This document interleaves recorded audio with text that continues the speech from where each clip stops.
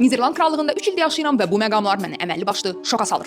İkinci hiss. Əgər sizə burada nəsə təklif olunursa, bu yemək, içki, hətta kömək belə ola bilər, bircə dəfə təklif olunur. Siz əgər yox cavabı verirsinizsə, heç kim sizə israr elə bir başva dönüm, qurban olum, gəl mən sənə kömək eləyim ya da ki, bu tortun dadına bax, bu axı çox dadlı bir tortdur, götür bunu deyən olmur. İsrar edən şəxslər isə bəyənmirlər. Bu hörmətsizlik kimi qəbul olunur.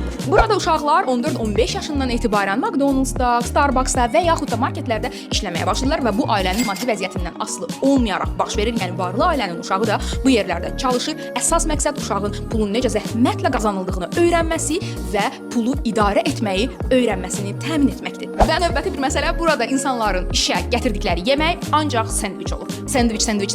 Onların isti yemək anlayışı ancaq şam yeməyinə aiddir, axşam yeməyinə aiddir. Sadaladıqlarım arasında ən çox sevdiyim və mənə ilk başlarda qəribə gələn yox sözünü cavab olaraq qəbul edib əsla israr etməmələri oldu və sənə hansı daha çox maraqlı və yaxud qəribə gəldi, rəylərdə qeyd et.